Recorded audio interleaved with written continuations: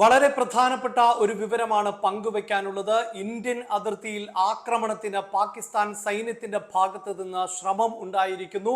ആ ശ്രമം ഇന്ത്യൻ സേന പരാജയപ്പെടുത്തിയിരിക്കുന്നു എന്നുള്ളതാണ്.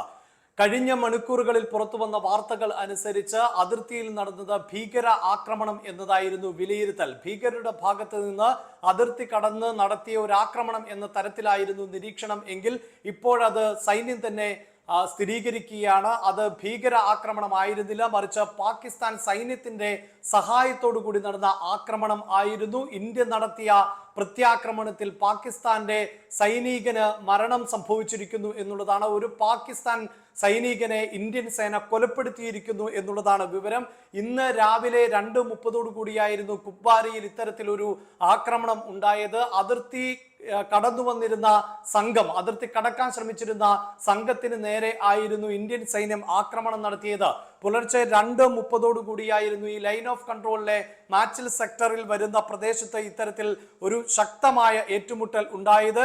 2:30 മാച്ചിൽ സെക്ടറിന്റെ ഭാഗമായി വരുന്ന കുങ്കാടി എന്ന് പറയുന്ന പ്രദേശത്ത് ആയിരുന്നു ഭീകരർ ആക്രമണം നടത്തിയത്. ഇത് ഭീകര ആക്രമണം എന്ന നിലയിൽ തന്നെയായിരുന്നു ആ ഘട്ടത്തിൽ വാർത്തകൾ ഉൾപ്പെടെ പുറത്തു വന്നത് എങ്കിൽ പിന്നീടാണ് സ്ഥിരീകരണം ഉണ്ടാകുന്നത്. പാകിസ്ഥാൻ സൈന്യത്തിന്റെ ഭാഗമായിട്ടുള്ള ബോർഡർ ആക്ഷൻ ടീമിന്റെ ഭാഗമായിട്ടുള്ള സൈനിക ഉദ്യോഗസ്ഥനും ഈ ആക്രമണത്തിൽ ഉണ്ടായിരുന്നു എന്നുള്ളതാണ്. ആ സൈനികനെയാണ് ഇന്ത്യൻ സേന ഇപ്പോൾ കൊലപ്പെടുത്തുകയും ചെയ്തിട്ടുള്ളത്. ഇത് സംബന്ധിച്ച ഔദ്യോഗികമായ സ്ഥിരീകരണം ആണ് ഇന്ത്യൻ സേന ഇപ്പോൾ നൽകിയിട്ടുള്ളത്. നേരത്തെ കുപ്വാരയിൽ ആക്രമണം നടന്നു എന്ന വാർത്ത പുറത്തു വരുമ്പോഴും അത് ഭീകരാക്രമണം മാത്രം എന്ന വിലയിരുത്തലിലേക്ക് ആയിരുന്നു എത്തിയത്. ഇപ്പോഴാണ് ഇത് സംബന്ധിച്ച ഒരു സ്ഥിരീകരണം ഇന്ത്യൻ സൈന്യത്തിന്റെ ഭാഗത്ത് നിന്ന് ഉണ്ടാകുന്നത്. ആ സ്ഥിരീകരണം അനുസരിച്ച് ഇത് ഭീകരാക്രമണം മാത്രമായി കണക്കാക്കാൻ സാധിക്കില്ല, മറിച്ച് പാകിസ്ഥാന്റെ ഭാഗത്ത് നിന്നുണ്ടാകുന്ന പ്രകോപനപരമായ ഒരു നീക്കം കൂടി തന്നെയാണ്.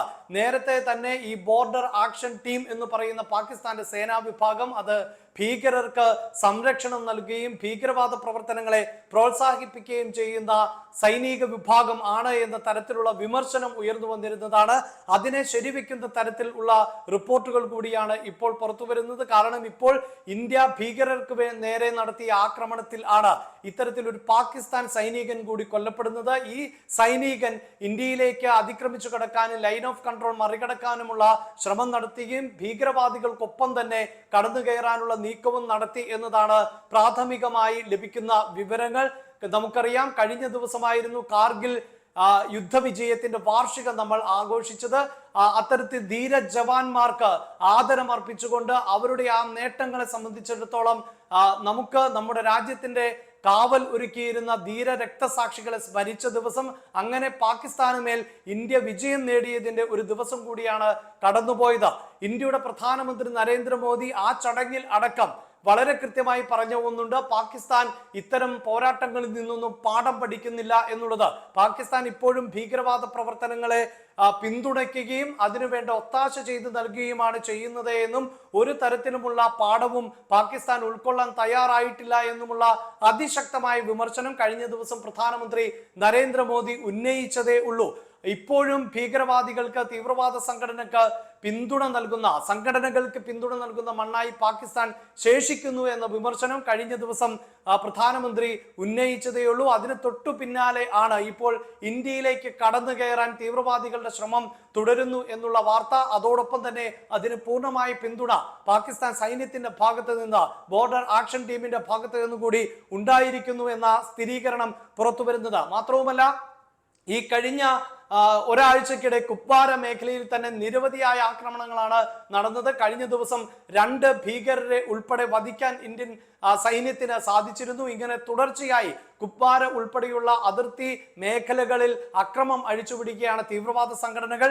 ജമ്മു കാശ്മീരിലെ കശ്മീർ മേഖലയിലായിരുന്നു വലിയ തോതിലുള്ള ആക്രമണങ്ങൾ നടക്കുന്നത് എങ്കിൽ ജമ്മു മേഖലയിലേക്ക് കൂടി ആക്രമണം വ്യാപിപ്പിക്കുന്ന ഒരു പശ്ചാത്തലം ആണുള്ളത്. അതുകൊണ്ട് തന്നെ കുപ്വാര മേഖലയിൽ ഉൾപ്പെടെ അതിശക്തമായ ജാഗ്രതയാണ് പുലർത്തിയിരുന്നത്. സുരക്ഷാ സംവിധാനങ്ങളെല്ലാം തന്നെ ശക്തിപ്പെടുത്തിയിരുന്ന ഒരു സാഹചര്യം കൂടിയുണ്ട്. ഇതിനിടയിലാണ് പാകിസ്ഥാന്റെ ഭാഗത്ത് നിന്ന് പ്രകോപനപരമായ നീക്കം ഉണ്ടായത്. ഭീകരർക്കൊപ്പം നിന്നുകൊണ്ട് പാകിസ്ഥാൻ സൈന്യവും ഇന്ത്യക്ക് നേരെ ആക്രമണം നടത്തുകയാണ് ചെയ്തത്. ഈ ആക്രമണത്തിൽ 5 ഇന്ത്യൻ സൈനികർക്ക് പരിക്കേൽക്കുകയും ചെയ്തിട്ടുണ്ട്. മേജർ ഉൾപ്പെടെയുള്ള ഉന്നത ഉദ്യോഗസ്ഥർക്ക് ആണ് ഇതിൽ പരിക്കേറ്റത്. പക്ഷേ അപ്പോഴും ഒരു സൈനികനെ, പാകിസ്ഥാൻ സൈനികനെ വധിക്കാൻ ഇന്ത്യൻ സേനയ്ക്ക് സാധിച്ചിരിക്കുന്നു. അത് ബോർഡർ ആക്ഷൻ ടീം എന്ന പാക് സൈനിക വിഭാഗത്തിൽപ്പെടുന്ന സൈനിക ഉദ്യോഗസ്ഥനാണ്. അതോടൊപ്പം തന്നെ ഒരു ഭീകരനെയും ഇന്ത്യ വധിച്ചിരിക്കുന്നു, ഇന്ത്യയുടെ സൈന്യം വധിച്ചിരിക്കുന്നു എന്നുള്ളതാണ്.